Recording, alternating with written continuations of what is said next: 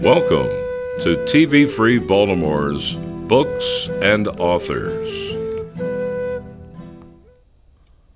Hello, this is Paul Stefan, and this is another edition of Books and Authors here at TV Free Baltimore. And this evening, our guest is author Megan Morgan. Welcome, Megan. Hi, thank you.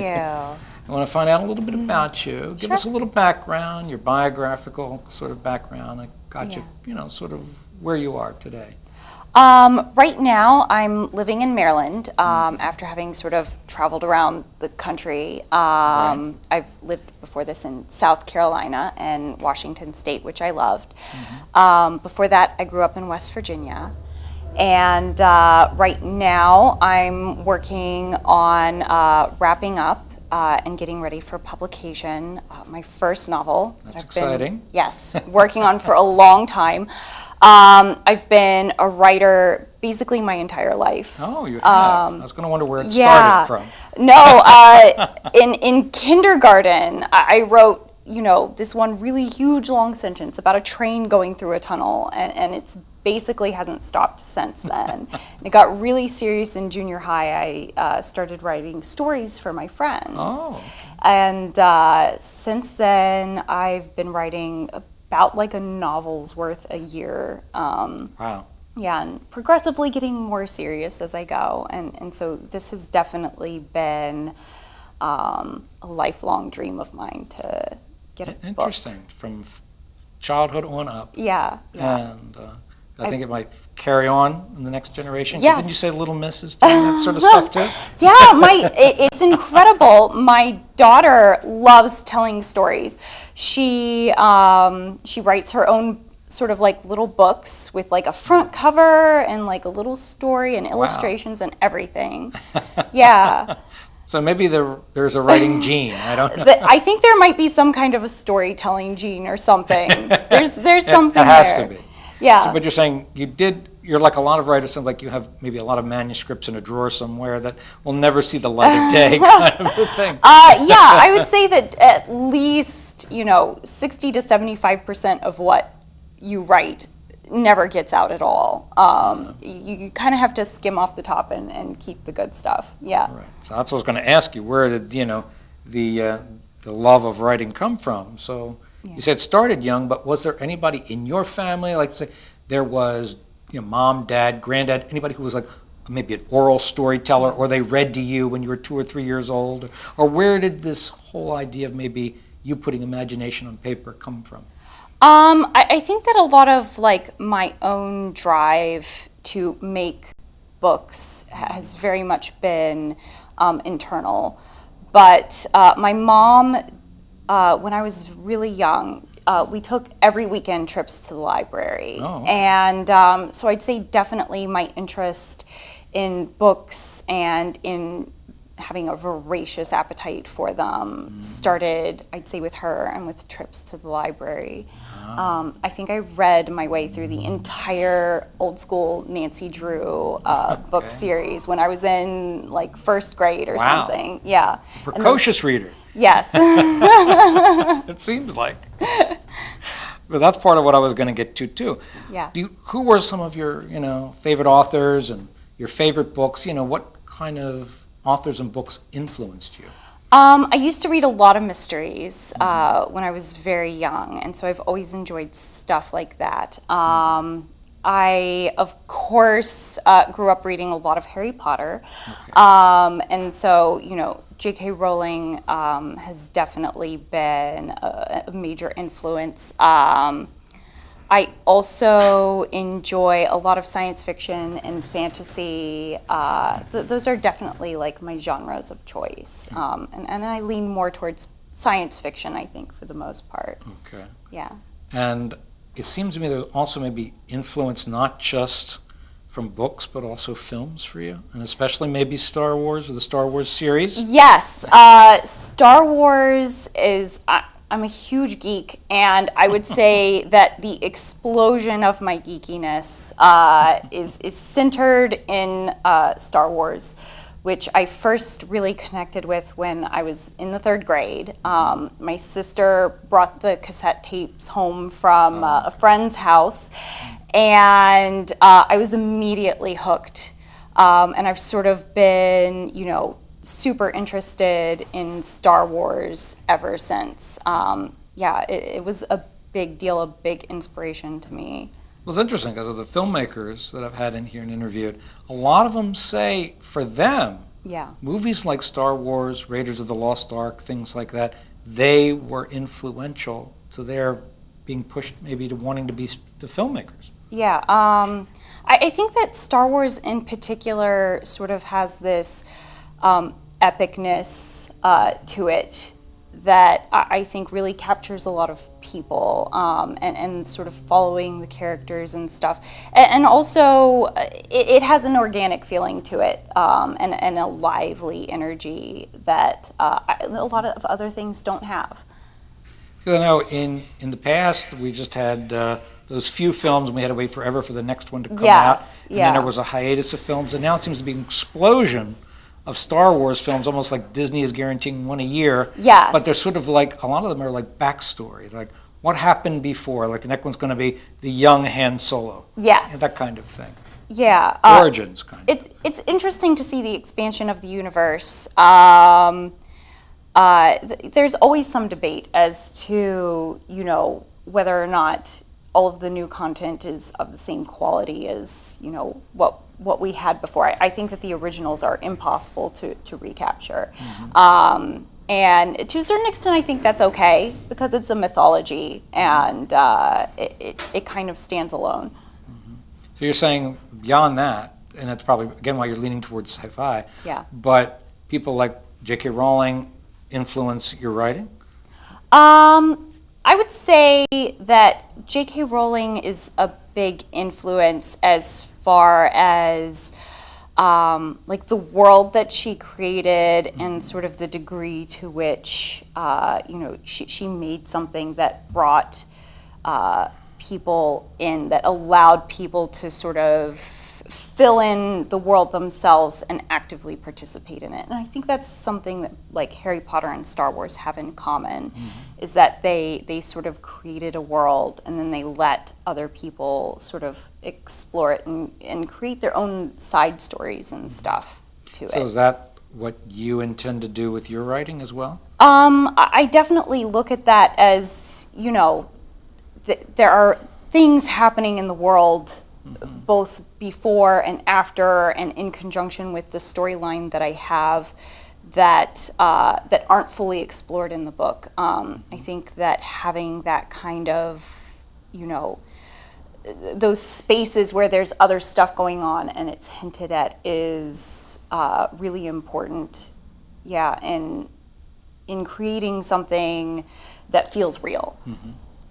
Now, do you see even, I got a flash, you can see if you go with me on it, that J.K. Rowling could almost be like a role model for you? Because I remember when she started, she had no money. She was a single mom with a daughter who wrote a book. Most definitely, like as far as J.K. Rowling's personal story, she's absolutely been someone who's been an inspiration to me because she talked a lot about how, she had this young child who she was caring for by herself. She would go to cafes and, other people would like help watch her kids while she got out that first draft to Harry Potter. And then after that, she faced a lot of challenges as far as getting her novels out. It wasn't an easy journey. It didn't just happen for her. She had to work very hard and at the same time had, a family and things. So yes, absolutely. As far as her personal story, she's someone who I look to and I, often think to myself, okay, like, how hard did she have to fight to get there? And so, then how hard do I have to be willing to fight? And to what degree do I have to be willing to not give up? That's a huge part of it for sure. Okay, good. Yeah. Now, did you have, beyond those influences, did you have any mentors?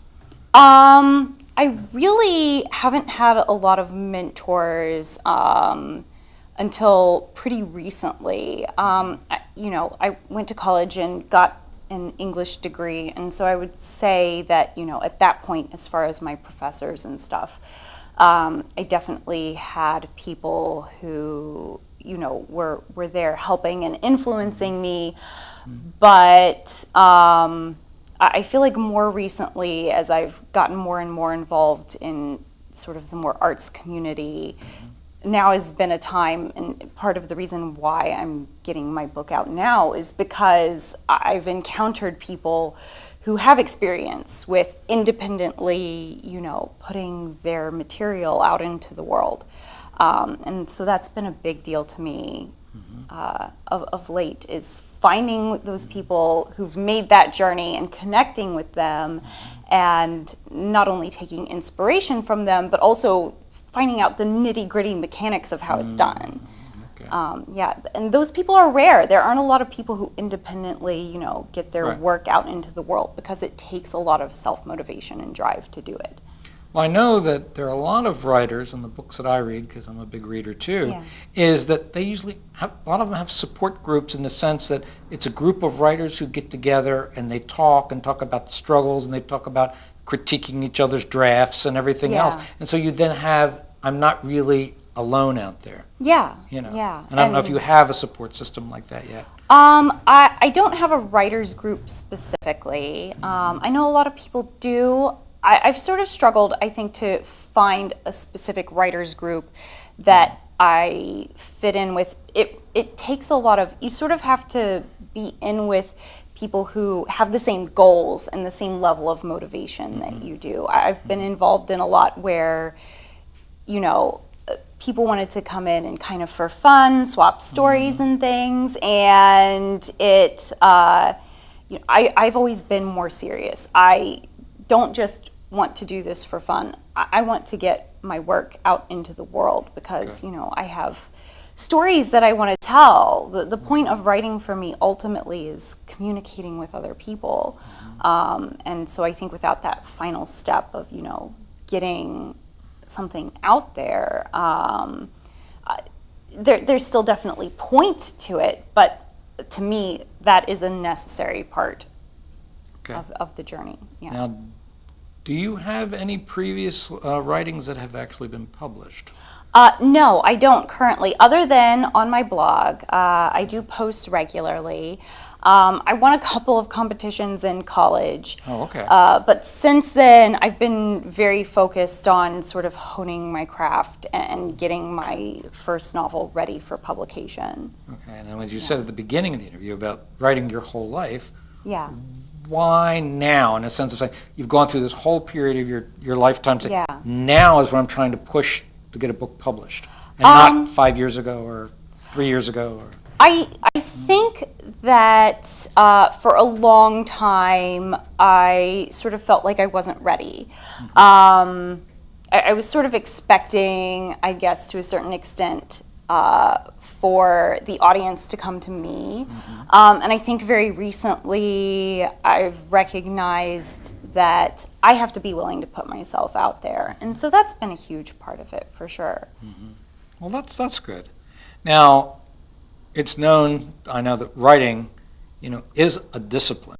Yes, it is. What has writing taught you about yourself? Oh, that's a good question, because I think that actually on the personal level, I think that we face a lot of challenges when we take on writing something large like a novel.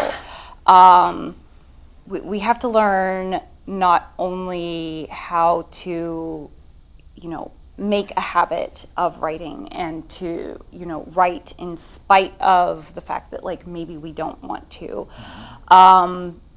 But I think that we really, we face a lot of things in the writing of something independently by ourselves that you don't otherwise. And it is a learning process of, okay, how do I get myself to do this? And not only finish something, but then after that, edit it, and then have sort of the strength of will to turn it into something that someone else wants to read. Because there's always that moment when you finish the first draft, I think, for me anyway, and you read it and you're like, this is awful. And so you really have to learn not just self-discipline, but you also have to learn how to take something that could genuinely be awful, sort of shape it into something that is great. Because there are always, good parts of it. And so I think that, you definitely have to learn how to sort of find those good things, pull them out, and then, shape something around it. It's a very huge, very personal, I think, journey, for sure. Now, the other, I guess, cliche, but it's true, is they say, write what you know. Yes. And in your writing, how does that apply? Obviously, you're not writing about space people who are altered. No, that's not in your personal experience. But I'm just saying that, what do you think that what do you bring to writing from your life experience? A huge motivating factor for me as a writer has always been, I grew up reading science fiction and fantasy, and a lot of the primary characters in those genres tend to be male. And so I sort of grew up having to mentally overwrite my own experiences onto that sort of structure. You sort of learn to adapt your mind to the fact that every single main character that you encounter in those genres, with a few exceptions, are going to be guys. And so a huge motivating factor for me, and where a lot of my personal experience comes to what I write, is that I want to create female characters in those roles where you have typically seen male characters, because that was something that I craved when I was younger. It was something that I needed to see, and which was so very rarely there.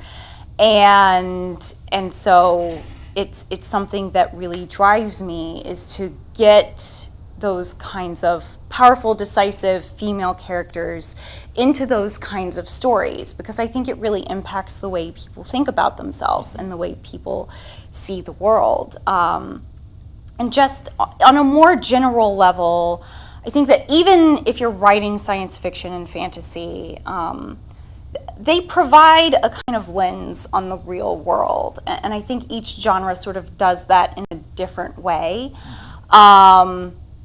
But just because there are spaceships and swords and stuff like that doesn't mean that they aren't sort of examining the issues that people face every day.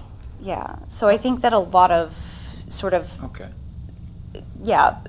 people and feelings come out on the page, no matter what the genre is. Well, luckily, really, for your daughter's generation, I can think of my head, and in movies and in books, there have been female heroes, like The Hunger Games, the Divergence series, Wonder Woman, the new Wonder Woman. Absolutely. There are a lot of positive, female role models in fantasy and science fiction now for young women. It has expanded, and it has grown, and it has been really encouraging to see for someone like me who wanted that kind of stuff for so long. I think that there's more that can be done, but it's really exciting. I think that there has to be a broad spectrum, and I think that that's why it's so important that we see more and more, is because women are just as complex as men are, and you have women who are, you would consider strong and aggressive and masculine, and there are also women who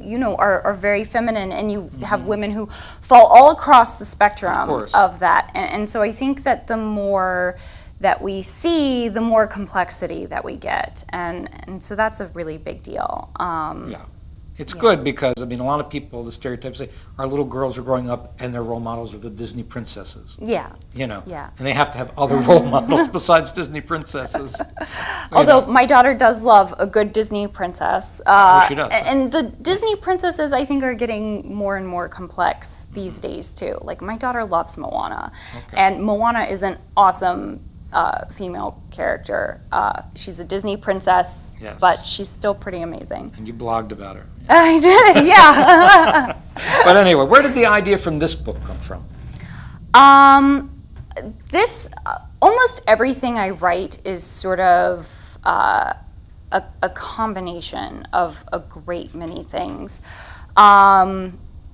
It's sort of a reverse Star Wars, I guess, in that Star Wars is sort of a lot of fantasy elements that are wrapped up in sort of a science fiction kind of coding, whereas what I have is more of like the core elements of it are science fiction, and it has sort of fantasy elements wrapped around it. As far as inspiration, I think that that's like so hard to pin down for so many people, just because, for me anyway, it's almost always a lot of things. Okay. Yeah, I sort of gather things and sort of meld them all together and see what comes out. Well, of course, and then we want to tell people that the book is called Altered Wake. Yes, it's called The Altered Wake. The Altered Wake. Yeah. And your main character is Cameron. Correct, And, yes. And she's one of these people. We'll get you to talk about that in a second. Yeah. But one of the things you said in the blog was interesting. I think you said Stephen King said something about, a book should start with a good story, and that you, at least with this book, and maybe usually your method is you start with a character. Yeah. I love Stephen King, and he has lots of great advice, but every writer approaches sort of writing very differently. For me, I almost always start with the characters, and the characters sort of create the story. And so for me, I'd say, I approach things a little bit differently, but at the same time, I allow the characters that I create to find the story. I don't start writing with a specific end in mind. And I think that Stephen King would argue for that approach too. I think that he considers the finding of the story to be an organic sort of process. He brings things up to the surface, that he himself wasn't aware of until he started working on it. He describes it as, I think, like uncovering fossils. And so even though I start with, the characters first and the story sort of follows them, it's still a similar process in the sense that I don't have a set ending in mind when I get started. I sort of let it happen as it wants to. Well, I've heard that a lot, that sometimes for some authors, once they have their characters, they say the characters start writing the book. Yes. Yes. It's almost like they're even talking to the author to say, this is a situation I want to be on, this feels right, this doesn't feel right. It's almost like a psychic connection with these imaginary people. Yeah, it absolutely can happen. I've more than once had an idea in mind for what a character was going to do, and you have a really good character when you hit a critical moment and they sort of turn around and look at you as the author and they go, I'm not doing that. You go, well, you just messed up all my plans. There you go. Now, this book, because we want people obviously to read it, we want it to be a success and sell lots of copies. Tell everybody a little bit about the book, the plot, without giving it such a way that say, oh, she told us we're not going to read it. But it tantalize our audience with telling what the book's about. Yeah. It starts with a character, Cameron Cardell, and she's a sentinel, which is a type of soldier in the world that she lives in. And these powers start showing up in the world around her. Her first experience with it is when one of her closest friends and a fellow sentinel reveals that she can read minds. And this friend very quickly becomes an enemy, and it has a lot to do with these abilities that she has. And so Cameron's mission becomes not only fulfilling her duties, but also discovering where these powers are coming from and what they mean to her personal identity. She goes on a really interesting, difficult journey that requires her to, choose between her duties as a sentinel and her friendship, and also, it challenges her personal identity. Okay, well, not obviously seeing the end of the book. You sent me a few chapters. Is this something that you envision as the first of the series, or? Yes. You do? This is the first draft of the second book is already written. And there's a third/fourth in mind. It depends on how much material is there once I start writing. But this is the sort of initiating chapter in a series. Okay. Did you find yourself an editor or a publisher? I had a copy editor, and I've made the decision to self-publish, and there have been a lot of reasons for that.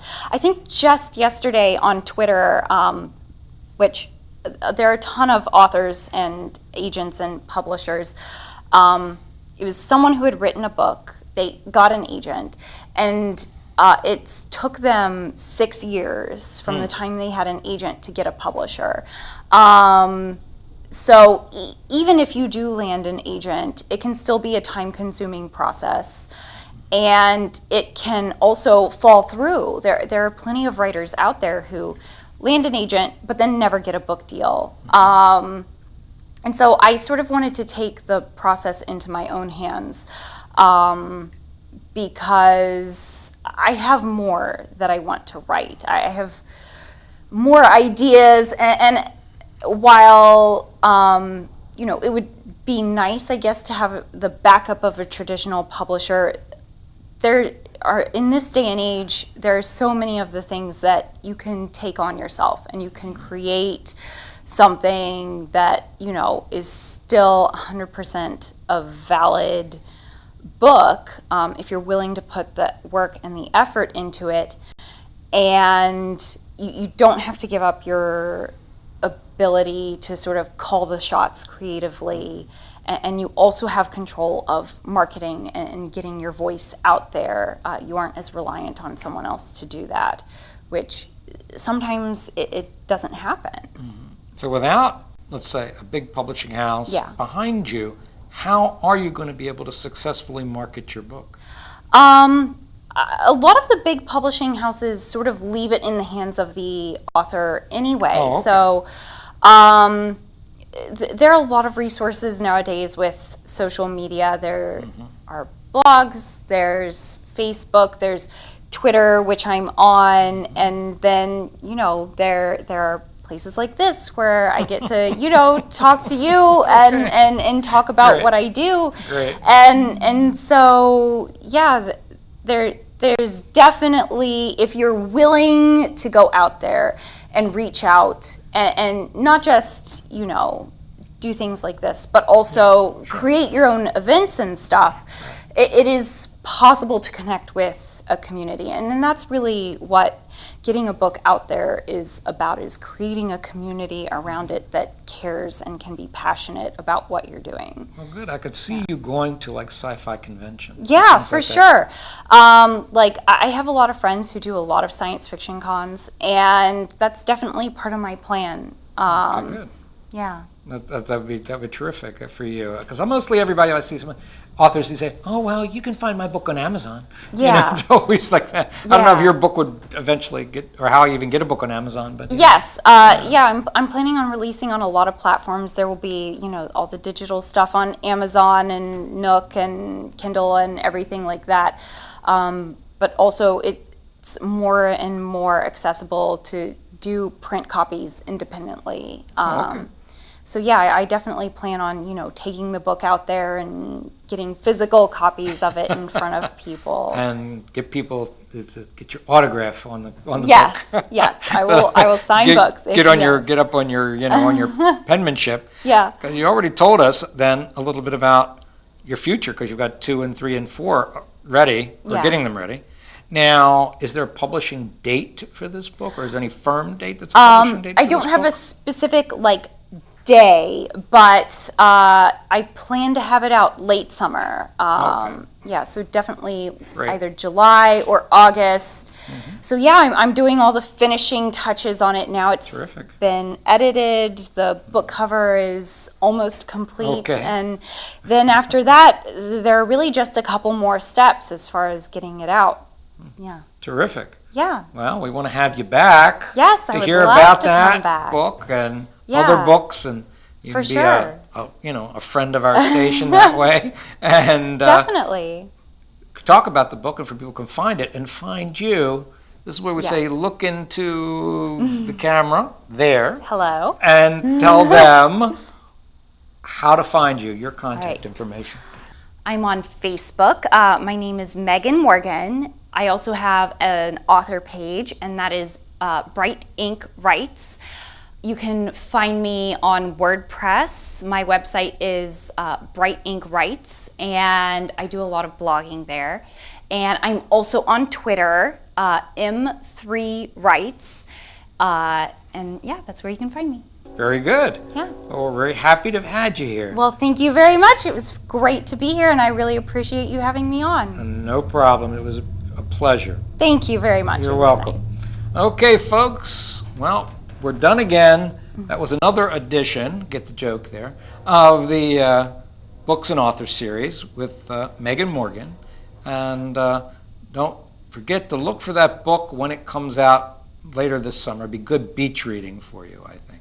So until the next time, this is Paul Stefan, and good night.